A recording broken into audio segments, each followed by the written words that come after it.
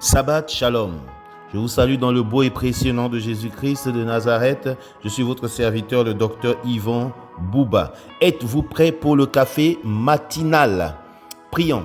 Père éternel, en ce jour de dimanche, que tes enfants vont se lever chacun pour aller à l'église ou se connecter à partir de leur maison à leurs églises. Je prie que tu bénis chacun, tu ouvres les portes de ta maison, tu oins tes serviteurs et tes servantes et que tu répandes ta parole dans nos cœurs. Renouvelle-nous, ressource-nous, mais encore que chacun puisse ouvrir totalement son cœur pour t'adorer, se libérer dans ta présence, se priver du travail et de la recherche de l'argent pour chercher ta face en ce jour. Au nom de Jésus. C'est pourquoi j'ordonne à nos oreilles d'écouter et de comprendre cette parole. J'ordonne à nos cœurs de croire et d'obéir à cette parole. J'ordonne à tout notre être entier de vivre et d'expérimenter cette parole au nom de Jésus. Amen. Bien-aimés, nous sommes toujours dans l'année de la multiplication, la série 5 qui est la stratégie, la pensée stratégique.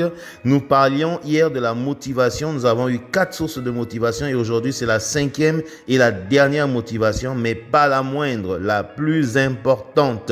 Hier on parlait de l'évaluation, je reviens rapidement dessus. L'évaluation que Néhémie faisait lui permettait de pouvoir prendre des décisions. Quand je disais à chaque étape de contrainte et de défi, il prenait de nouvelles stratégies de défense et de travail. À chaque étape, vous devez voir qu'est-ce qui a marché au début, qu'est-ce qui peut encore continuer à marcher, qu'est-ce qu'il faut changer pour avancer. Les autres parlent même de redesign, de redéfinir le projet. Voilà, c'est un rappel pour hier. Aujourd'hui, nous parlons de la 5e motivation qui est le leadership.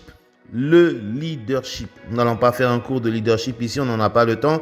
Le leadership qui crée l'ambiance du travail. L'ambiance est très importante et c'est l'une des choses qui nous manque beaucoup en Afrique, le leadership, que Dieu nous aide.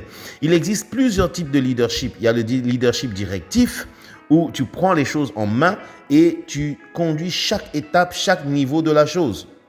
Il est très important, il a son avantage, c'est que tu contrôles la situation, c'est que tu es top au-dessus de la chose et ça évite la théorie de pourrissement parce qu'il y a des leaders qui ne contrôlent rien, ils laissent les choses s'égaliser tout seuls, ça prend du temps, ça fait des casses, ça fait des morts mais à la fin, ça finit toujours par revenir à la normale parce que c'est Dieu qui dirige toutes choses. Mais ce type de leadership directif te permet d'avoir ce que tu veux, quand tu veux, où tu veux. Moïse l'a appliqué pour pouvoir construire un peuple, le sortir d'abord de l'esclavage pour l'amener dans un autre pays. On a besoin d'être directif. Pour pouvoir reconstruire la muraille, Néhémie a été directif, mais toujours dans l'amour et la crainte de Dieu. Le défaut de ce leadership, c'est que c'est l'épuisement. Vous êtes épuisé et le peuple aussi est épuisé, comme Jéthro était en train de dire à son beau-fils Moïse. Lisant un peu cette portion de Néhémie, chapitre 5, verset 14 jusqu'au 19, ça nous fait montrer un peu le type de leader que nous avions devant nous pour la reconstruction. Dès le jour où le roi m'établit leur gouverneur dans le pays du Juda, depuis la 20e année jusqu'à la 32e année du roi Artaxerxès, pendant 12 ans, ni moi ni mes frères n'avaient vécu des revenus du gouverneur.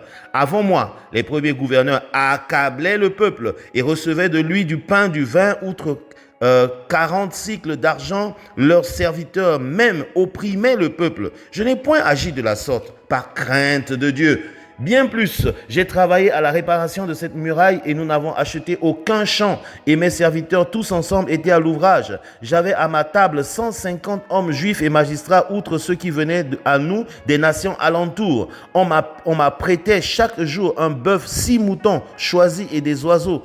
Et tous les 10 jours, on préparait en abondance dans le vin nécessaire. Malgré cela, je n'ai point réclamé le revenu de gouverneur, parce que les travaux étaient à la charge de ce peuple. Souviens-toi favorablement de moi, ô Dieu, à cause de tout ce que j'ai fait pour ce peuple. Amen. Ô Dieu, fasse que nous soyons comme Néhémie, des leaders vraiment exemplaire. Le leadership peut être participatif, c'est-à-dire que vous avez besoin de la contribution des idées des uns et des autres pour y arriver. Il peut être exemplaire, c'est-à-dire vous êtes vous-même le modèle, vous faites par démonstration et les autres vous suivent, etc. Mais ce que je veux vous dire aujourd'hui, développer un leadership qui va être à la fois directif, participatif, exemplaire et tout autre type. Faites des combinaisons de leadership en fonction des réalités qui sont devant vous. Je nous encourage à prendre des cours sur le leadership, même à distance. Lisez beaucoup sur le leadership, c'est quelque chose que je ne peux pas arrêter de faire. Apprenez, apprenez, apprenez. Prions le Seigneur.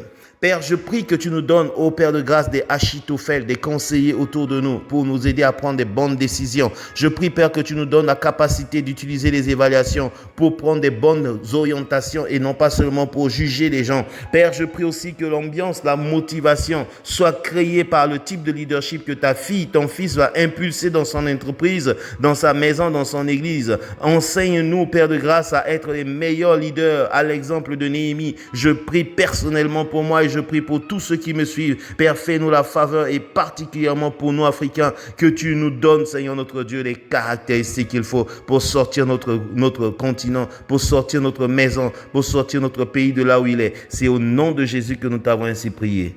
Amen. Bien-aimés, si Dieu le veut, la semaine prochaine, demain, nous commencerons par les oppositions et comment faire pour relever ces oppositions. Que Dieu vous bénisse. Amen.